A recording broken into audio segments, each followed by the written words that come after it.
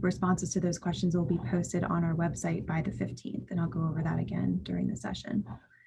So we are now live on YouTube, and thanks to everybody for being here today. I'll go ahead and get started.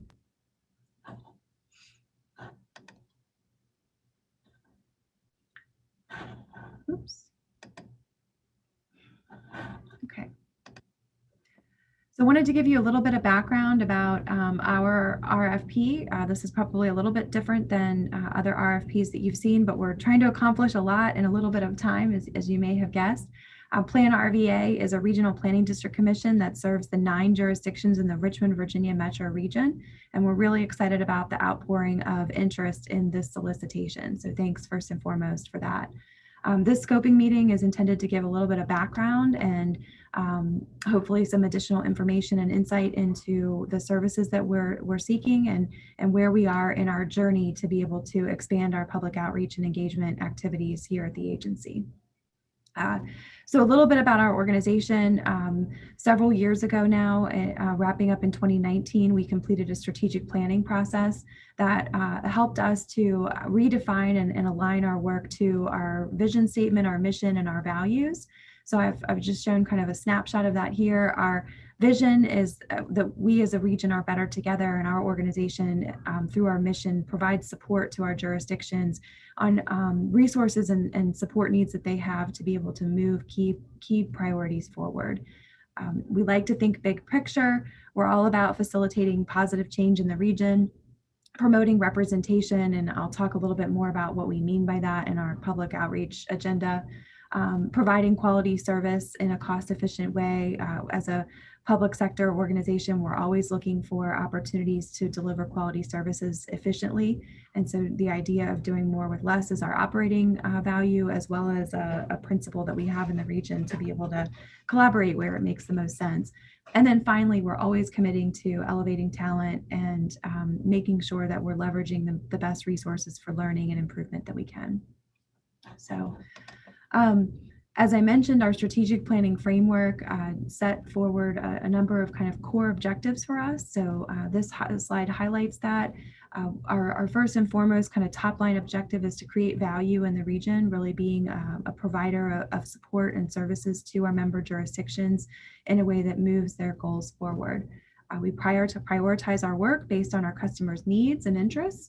And we're always interested in making sure that we're spreading the positivity that exists here in the Richmond region. So promoting regional success within our organization, out to the public, among our jurisdictions, celebrating those wins that are so critical to making sure that our region is celebrating the good things that are happening. We also have in our strategic planning framework an effort underway to be able to build greater capacity for resources, particularly around qualitative and quantitative data, research and analysis. So that's another sort of, if you will, line of service that our organization is working to develop. And then finally, overall strengthening our organization. This RFP is a big step in that direction, and I'll talk about that a little bit later. We mentioned in the RFP that we are working to be able to solicit proposals from qualified firms or teams to serve on what I'll refer to as a bench, an on-call for our organization to solicit proposals in response to task orders issued over the next 4 fiscal years. And we want to extend those services, access to that on-call list, to our affiliate entities. So we are PlanRVA, the Richmond Regional Planning District Commission, and we provide a menu of staff support services to another of other entities here in the Richmond region that this RFP would include. And so those are the Richmond Regional Transportation Planning Organization, the newly formed Central Virginia Transportation Authority. Both of those are entities related to identifying needs in the region with regard to transportation and prioritizing those needs and investing in the infrastructure needed to meet those needs. The Emergency Management Alliance of Central Virginia is a loose affiliation of emergency management professionals from around the region.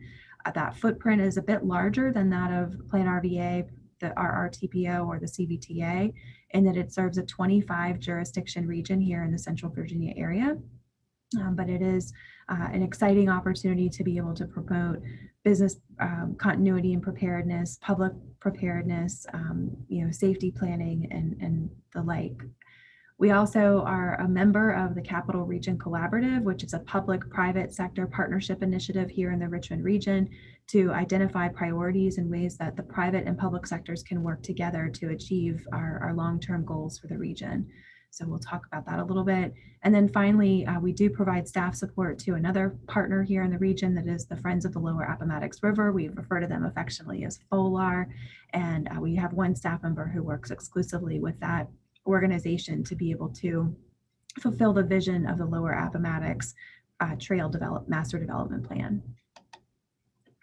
So a little bit about our governance, just to orient you. PlanRVA, the Regional Commission at a Board of Directors level, is comprised of representatives from our 9-member local jurisdictions.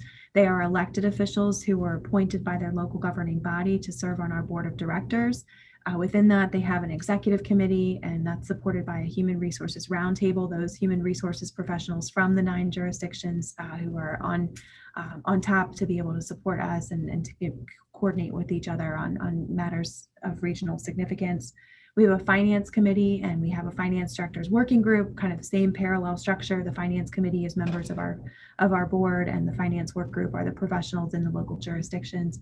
And finally, we have the public outreach and engagement committee, a group of commissioners who serve on that, and we have cultivated a nice reliance and partnership with our regional communicators and public information officers, those professionals in the localities who are charged with public engagement, public awareness, public information. This group that's highlighted in the yellow are the primary partners that will be working with this particular project and in our solicitation for public engagement and outreach services. So just wanted to give you a little bit of an alignment there. The majority of the work will be led by staff, but we will have multiple opportunities to be able to feed information and at critical decision points back to our public outreach and engagement committee as an advisory group.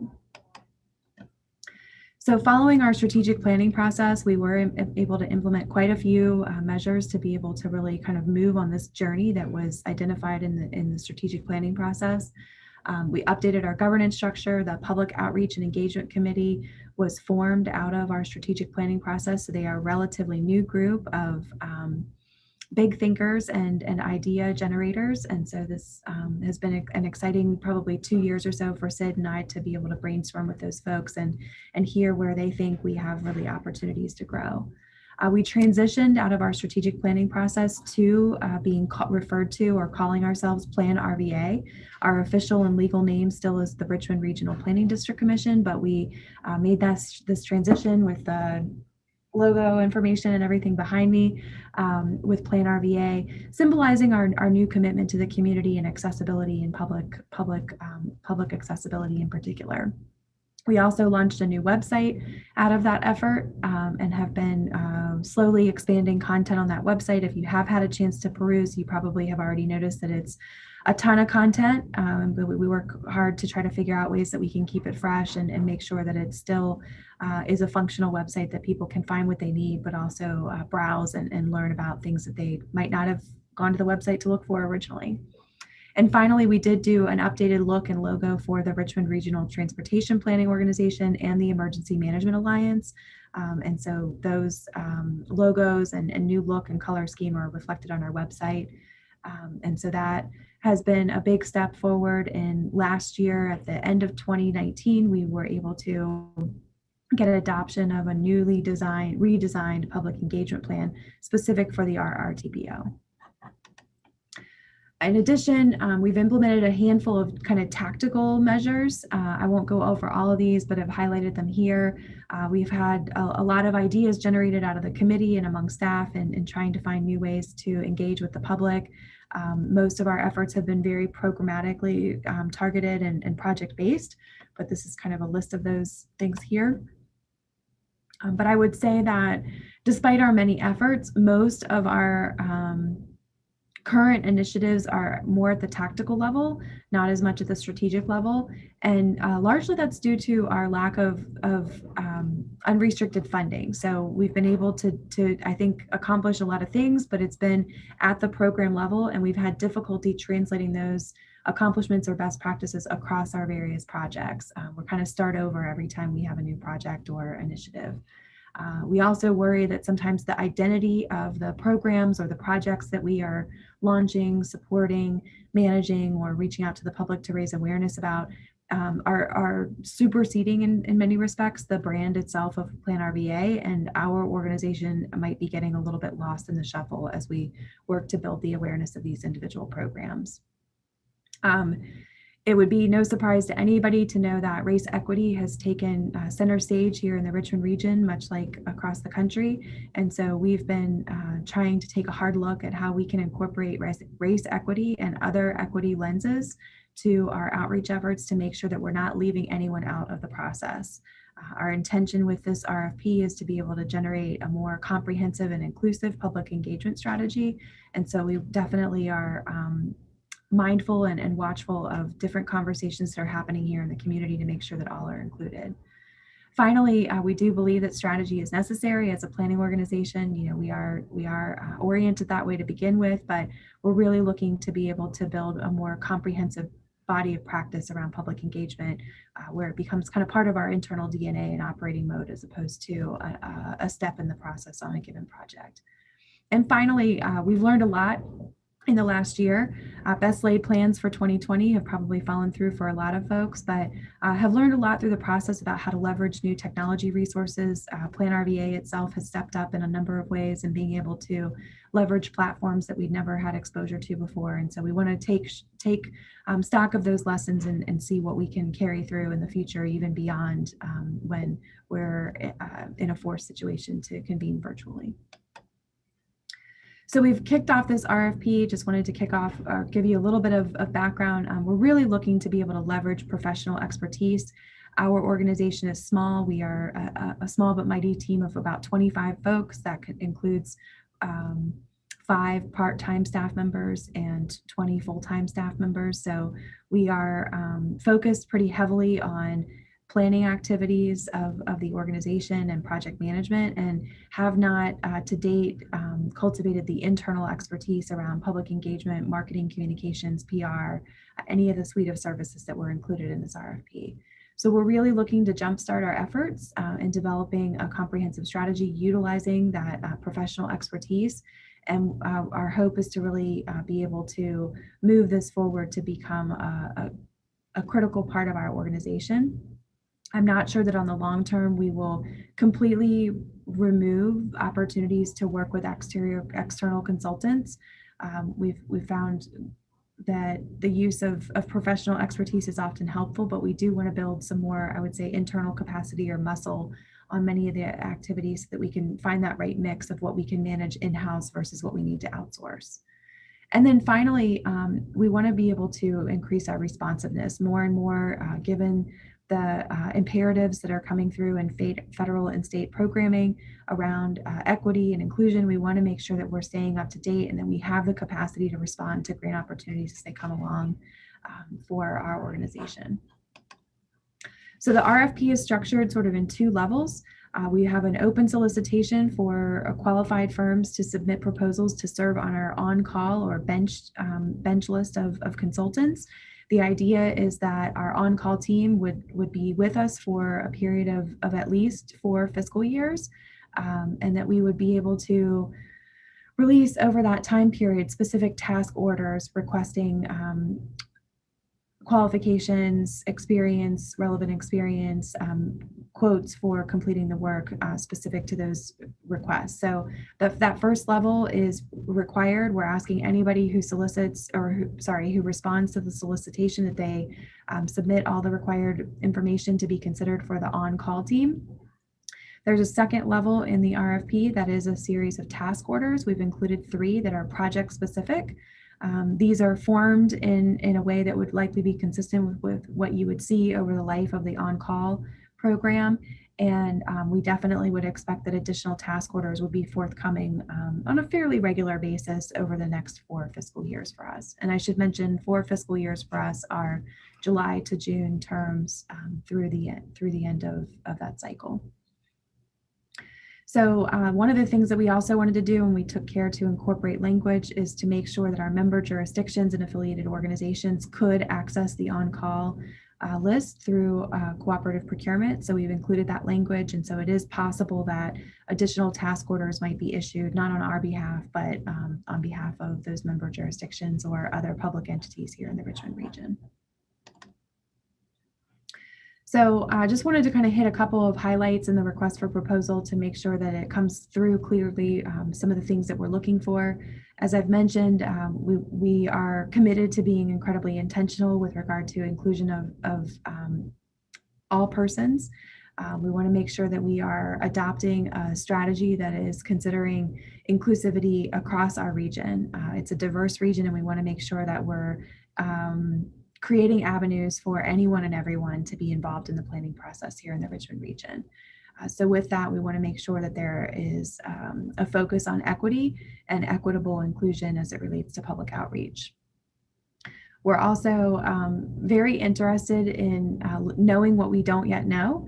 And so would welcome suggestions in your proposals for participation in the on-call team of suggesting maybe technical capacity that wasn't explicitly identified, but through observation of conversation or the Q&A period, or even just taking a look at what we have out on the website or other materials, you would give us suggestions about areas that we could strengthen our technical capacity to improve public outreach and engagement. And also, I would be remiss if I didn't just simply state we are a public organization.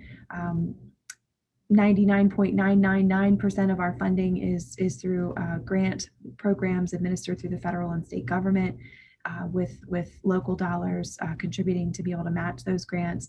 So we do function from a position of limited resources and strive to incorporate creativity and efficiency in everything that we do. So we're unfortunately not in a position with a Nike budget, but we want to be able to have the opportunity to put forward some really nice, creative, and innovative ways to be able to get the public involved in the work that we do, because we're excited about it. So just briefly, I've got a slide about each one of the task orders. Our public engagement strategy is the first and foremost. This is made possible through a grant opportunity that we received from the Community Foundation for Greater Richmond. It is a $50,000 grant opportunity that must be expended by the end of June. So we've set the timeline in the RFP. This is really exciting for us because it establishes a mechanism for us to really think more broadly across our agency and long term. And so our hope is that this retainer model can be kind of a kickoff. This task order could be the kickoff to really setting the tone of how our public engagement and outreach strategy moves forward over the next several years. And so this task order is designed to be able to set an agency-wide strategy for public outreach and engagement, hopefully incorporating the existing tactical activities and the existing accomplishments we have into that comprehensive plan, and being able to assist us in thinking through what it would look like to be able to implement that strategy over the next 4 years from a staff structure and outsourced contracted services perspective. So we're looking forward to this and really being this kind of being a key opportunity to be able to bridge our current state to where we want to be with future capacity. The second task order is through a grant made possible from the Department of Emergency Management. It is intended to assist in the development and implementation of a campaign specific to public awareness and emergency preparedness. So you might see on our website reference to Plan Safe.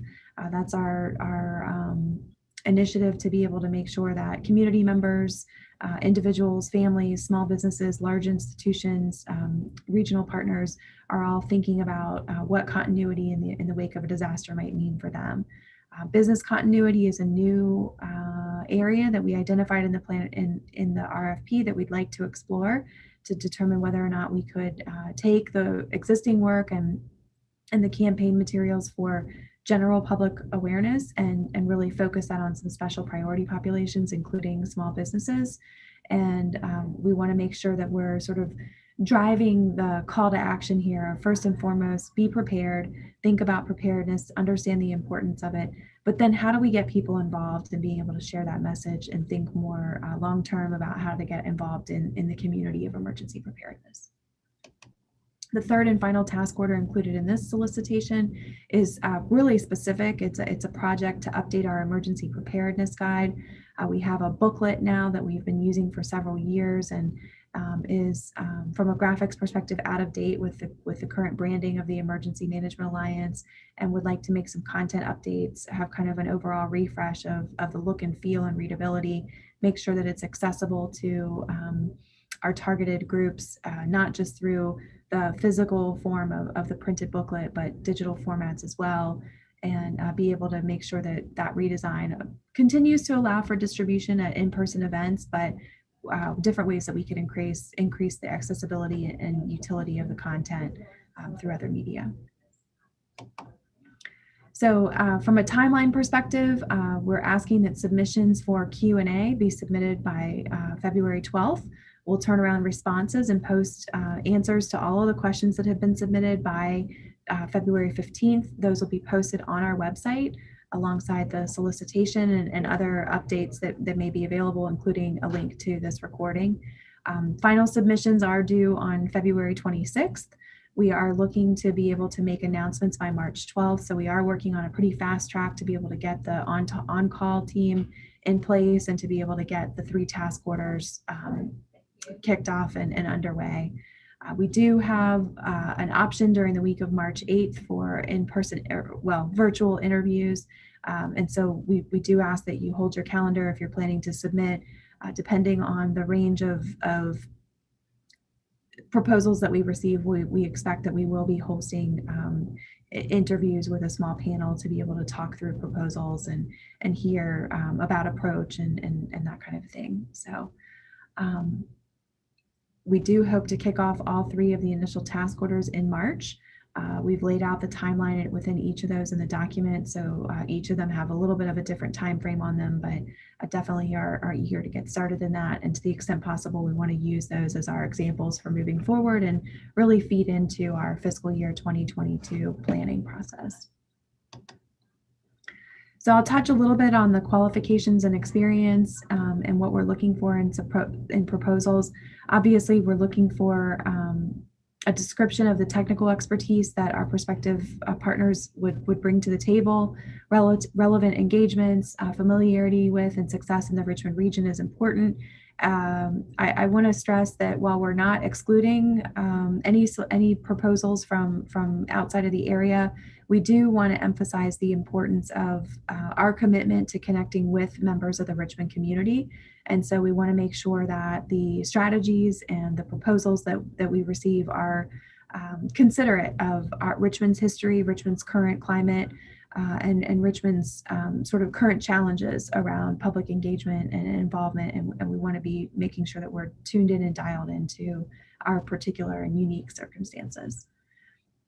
We do have a focus on equitable community engagement. So we do encourage teams to form through this process. If you think that you have the professional technical expertise in any one of the specific areas, but would like to partner up with another organization that really focuses more on the equity side of things, we would welcome that. We're looking for creative ways to be able to bring that technical capacity to our projects. So multidisciplinary or multi-partner teams are welcomed. It's how we operate in a space that we're really comfortable with. And finally, we did include reference that or entities that have experience with public sector and or regional bodies would be helpful. We are a bit unique in the way that we function and the way that our funding flows. And so it's always nice to be able to work with partners who are willing to conform to government contracting and the way that government funding and workflow happens. We're looking, as I mentioned, for recommendations for how we would prioritize our public outreach activities. We've got a lot of great ideas, but I think we really need some help in centering those and making sure that we're not getting lost in the tactical when we need to really stay at the strategy level and have some nice, clean, crisp approaches moving forward. We are limited in resources, not just in financial, but in personnel. We're a small team, and so we are interested in really being able to use the bench team of on-call consultants as an extension of our staff. And so we're looking not just for a contract, but a partnership here. And so we really want to make sure that there's a commitment, I think, of being in relationship with the firms that are selected to be able to be on hand, to be able to serve as a resource, obviously for compensation, but we really want to be able to work with and alongside your team to be able to make sure that we're achieving the best results. And finally, again, we're always interested in timeliness and cost, just to make sure that we stay on target, meet our requirements for particularly our grant funded programs, and stay on budget. So again, cost and timeline is going to fit more into the specific initial task orders, but we are looking in that general proposal for some information about how you maintain timeliness and on budget projects, and what kind of mechanisms you have in place within your team to be able to assure that that's delivered to the client. I hope it's become repetitive at this point, but we want to make sure that a key theme that is coming through in not just the written RFP, but in the comments today, is that we are really committed to equitable public engagement and inclusion. And so what that means exactly is, of course, going to differ across programmatic areas and across the different segments of our community that we're trying to reach. So we are again, interested in being in partnership and in relationship with our partner teams to be able to explore what equitable inclusion looks like within each of our task orders, and how do we make sure that we're defining that and measuring that appropriately. We are all about working as a team here, and so we're interested in learning from the technical expertise offered by the on-call teams, but we're also looking to be able to roll our sleeves up and work with you. We want to be a part of the process, and we want to be able to, move forward efficiently, but we're looking for that kind of team approach in everything that we're working on. Finally, we're definitely interested in the opportunity to leverage resources. We love partnering with our regional organizations. So if there's an opportunity to connect the dots with clients, or to think creatively about how an initiative out in the community that's something we're not involved with right now, but it aligns to be able to get people involved, we're really interested in that. What does that mean?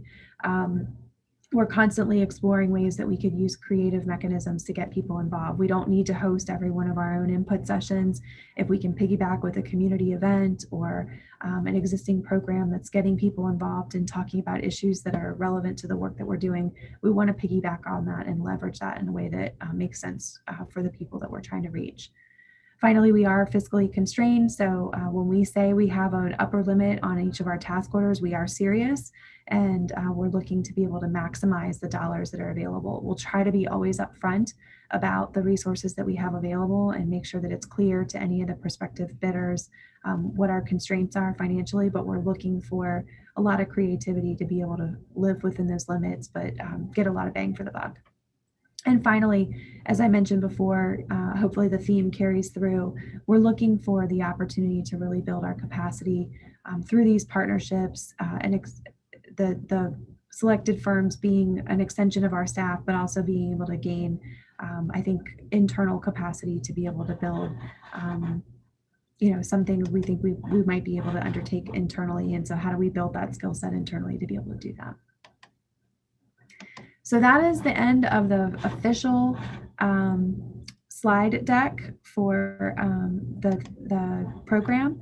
I wanted to be able to make sure that we had enough time for question and answer. So I've got one question already in the Q&A section. We'll also be able to give voice to the attendees list. I've got another couple of questions coming in, so I'll answer those as they come in, but also can call on people if you want to do a raise hand or indicate that you'd like to ask your question. So the first question is, who helped with the PlanRVA rebranding? We did enjoy a contract with West Carey Group, which is a local firm here in Richmond. They were the award winner for an RFP that we put out a few years ago for the redesign and redevelopment of our website, and as part of that, they did the rebranding and the naming and the logoing work for PlanRVA, the RRTBO, and the Emergency Management Alliance.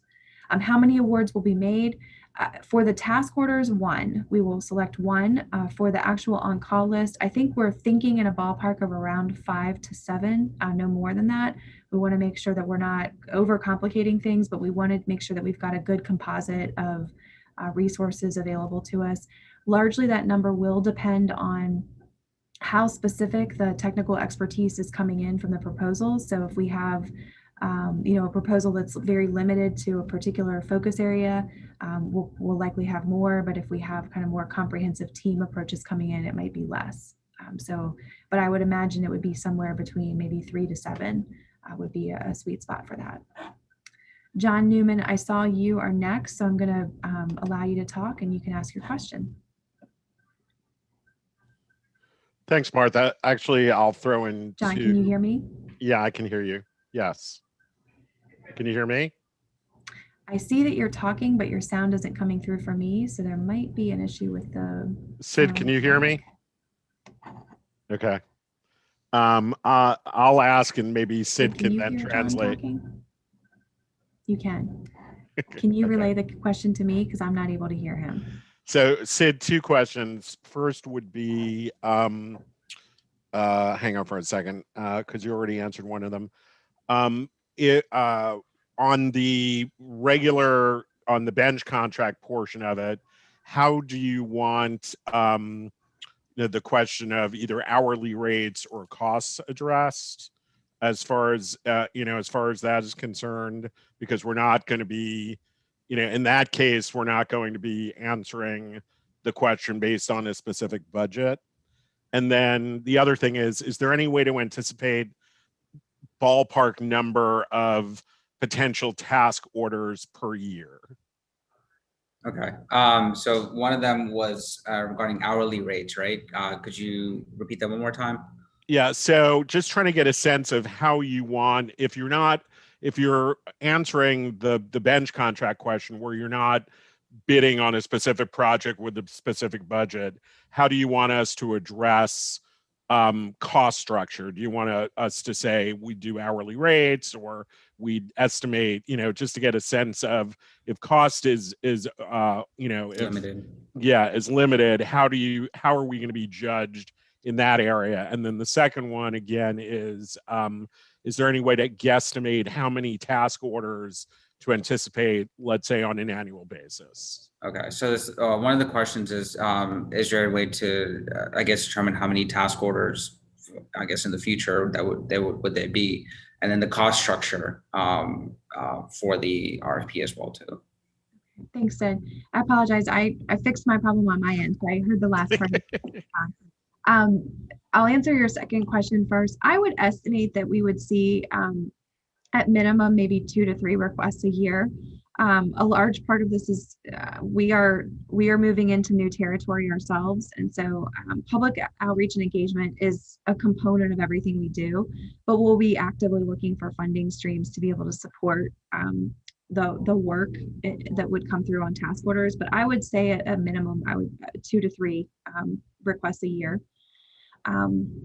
They probably will be a larger kind of scope, more along the lines of the task order for the whole community preparedness for emergency management, as opposed to like the redesign of the emergency preparedness guide. I think we're going to be much more interested in, how do we get technical assistance to be able to do a longer term engagement with the community on topic X, as opposed to kind of a quick and dirty publication refresh or document design kind of thing.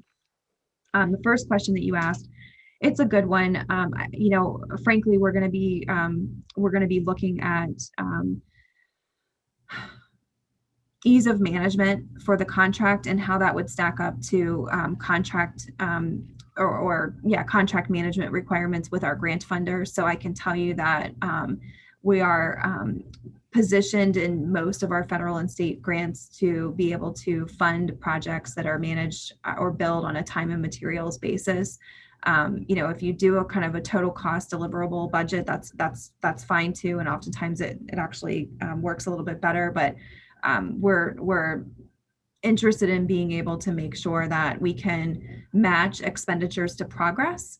So, if I would suggest, while you don't necessarily need to give us assigned personnel and billable rates, because that might be hard to do without knowing the specifics of the project, what your billing methodology is, how flexible are you with regard to timeliness of payments. Oftentimes we function on a reimbursement basis. So, if you need to be paid on a net 30, we need to know that up front so that we can make arrangements to forward fund projects, those kinds of things. So I think it's fine if you want to submit a proposal that describes more of a time and materials approach for a certain type of project, or if you have flexibility to do that, and a deliverable basis billing, we can take a look at that and kind of understand that.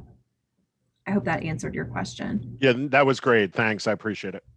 Great. Okay, I'm going to switch back and forth between those that have their hands up. So I'm kind of watching the list. Susan Mitchell, you asked, I understand that this is an electronic submission. Do we want to see the submission in vertical or horizontal format?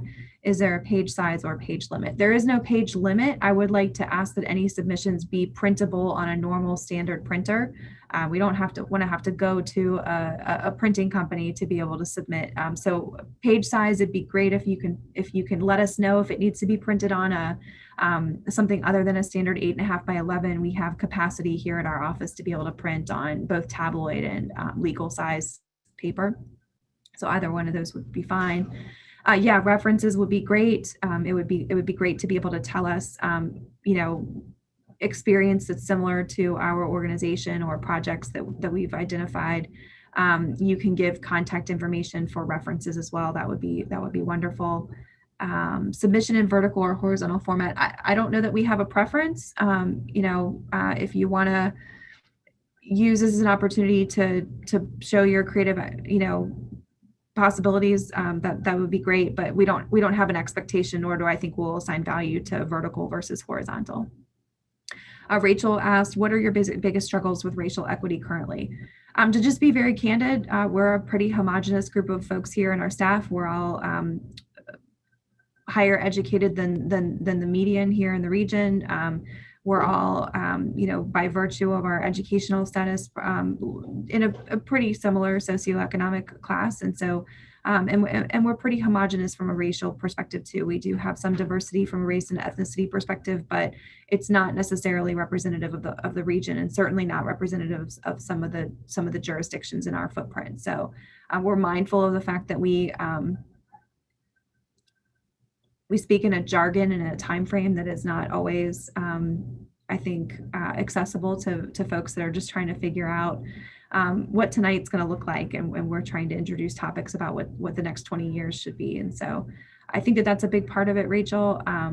I think also we are just beginning to really unpack the realities of racial disparities in access to transportation, the realities of how land use over time in the Richmond region have affected access among people of color to certain neighborhoods, housing opportunities. And so what that means from an emergency preparedness standpoint, at risk of flooding, from a wealth and wealth equity perspective, all of those things are kind of underpinning and underlying issues that do relate to the work. So we're kind of consistently on a path of learning to really understand that, and how to be sensitive to it in the way that we convey our information, but also how do we start to kind of level the playing field from the planning perspective. I'm going to go to Teresa now to see if you'd like to ask your question. Or no, I'm sorry, Tina, you've got your hand raised. Hi, guys. In respect to task order 1, the community engagement strategy, the development of that, I was looking for what your expectations or your vision of this was. Did you expect this or want this to be digital and social heavy, or are you open to a more fully integrated approach with the implementation of traditional media as well? For sure, fully integrated. And I would say, in addition to the incorporation of traditional media, we're also very open to just getting out in the community. So taking advantage of community-based events. How do we participate? We've dabbled in that post or pre-pandemic in participating in a decent amount of community-based events, and we don't want to stop. We're really pretty motivated to meet people where they are. We of course have to have the material and the content to be able to deliver to them. But I don't envision that our engagement strategy should be limited to digital social media, nor should it be limited to newspaper, media, television, that kind of thing. We're looking for real and meaningful ways to actually connect with people in the community. Thank you. Yeah, thank you. Patricia, the next question from Synchron's Language Solutions. Could you briefly discuss translation services as they were addressed in the proposal? Yeah, thank you for that question. Believe it or not, all members of our community are not English speaking, and English is not their primary language. And so we want to make sure that we are doing better than meeting the minimum standards with regard to limited English proficiency. There are some requirements in the federal guidelines of a number of the grant funded programs that we administer that speak to this, but we want to go the next step and make sure that those persons that are in the region who may not speak English have access to the same information as those who do. So we would like to be able to have the ability to translate certain pieces of content and material into other languages. Those would be the languages that have, statistically speaking, a higher than minimal presence in our region. And we would like to be able to make sure that the content that we're delivering in English has the capability for multiple translation services to be utilized on the, I'll say, consumers end, to be able to translate as well.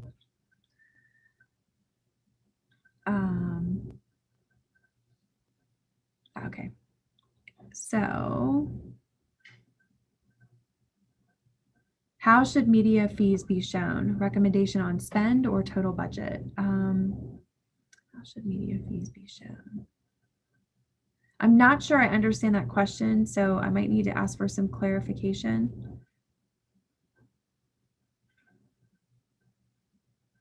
I'll skip to the next question. Does PlanRVA have a champion stakeholder at the state level? We work with a number of state agencies. I will say that in the state budget, we sit within the Department of Housing and Community Development. So that is the entity that, for reporting purposes, we have kind of primary responsibilities. But we actually receive more funding from the Department of Transportation than any of the other state agencies, but have active relationships with Department of Health, Department of Rail and Public Transit, Department of Environmental Quality, Department of Emergency Management. So we've got lots of partners across the various secretariats and state agencies. What is the example of a community-based event? We have participated in Parking Day that was hosted, I think, the last 2 years by Venture Richmond. So we actually reserved a parking spot and we had staff sit out near the Capitol Trail in the Shockoe Bottom area, engaging with passersby, talking about who we are and what we do. That was a really fun event. We've had activity at events as large as the Folk Festival on Browns Island and as small as litter cleanups more recently with some of our local tribal organizations. So a community-based event is both. We've done outreach nights at the Diamond during the Squirrels baseball games where we've been able to partner there. So hopefully that gives kind of a range of different types of community-based events that we've had involvement. I'm going to go back up to this question about media fees. I'm assuming that you're talking specifically about the task orders. Certainly, I would say as a recommendation, it would be good to break out what are your fees and what we would refer to as pass-through fees to media. So if you're recommending as part of your proposal that we do a media buy, setting that aside, I think a total budget for that would probably be an okay way to go in the proposal. Again, I want to make sure I'm understanding that question. As you can see, we're not in the business right now of doing media buys, so that might be part of why I'm struggling with that question. Let's see. I have some chats. Are there page limits on the tasks? For any additional attachments we should like to include, is there a page limit for those as well? No page limits. We do ask you to, deliver the content in the length that you need. No need to oversimplify it, no need to overdo it. We're not, it'll be more based on sort of readability than it will be on limits, high or low on that regard. Electronic proposals to the email addresses included in the RFP. You can submit the task orders, I would say separately as far as document, but you can transmit them all together if you'd like to do that. So depending on how your workflow works, it's fine if you want to submit them in separate transmittals via email over a series of days or a period of time. But it's okay to submit them together. It would be helpful if you could mark them separately, and if they're PDF'd, title them each of the files differently. Let's see. Specifically, would you like to see a proposed media plan with potential spend? Rachel, I think I answered that. Okay. I don't see any other questions or hands raised, but certainly we are interested in talking. I did want to mention one other thing for the group. So far, since we released the proposal or the request on Monday, we have gotten a lot of inquiries, which has been really exciting for us. I have heard from at least 2 individuals who are interested in potentially teaming up as subs. They have kind of a specialized technical capacity that they think might be a good complement to a total package submission. So if I get their permission and any others that submit that kind of interest, what we will do is post that information on our website in a document entitled, prospective subs or team members, so that you guys can connect. Obviously, we want to promote as much as possible business to business types of information. Will we be releasing a list of attendees on this call? We've got some folks that have not identified themselves, so I won't be able to provide that completely. I tell you what, if you'd like to be included as a attendee, if you could email me after the session, then we can include that, and also can publish that as well. As I said, I've got a couple of phone numbers that I can't distinguish, and I have a couple of anonymous. So what would be helpful is if each participant would batch if you're part of the same firm or same team, and then just let me know whether you want me to include person's names or contact information. We can publish that on the website too.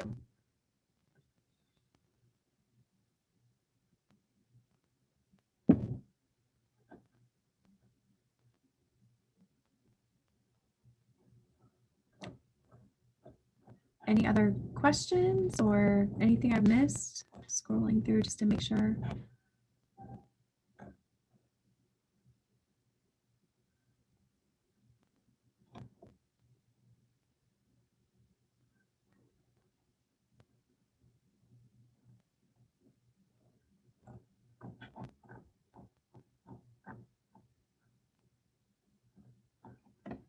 Okay, well, I want to say thank you to everybody for participating. We really appreciate the interest. This is very exciting.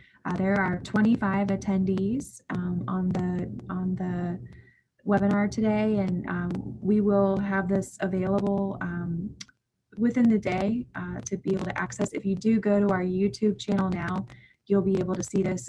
Feel free to subscribe also to our channel if you'd like. But we are on YouTube, and you can subscribe or go to our channel, and you'll be able to see this event. But it'll be archived there. We'll link it from our website. And again, we'll be posting answers to the Q&A by the 15th. So thank you very much. Sid, anything to add? No, I think everything was covered. So definitely interested to see how this goes. Thank you all very much. Appreciate it.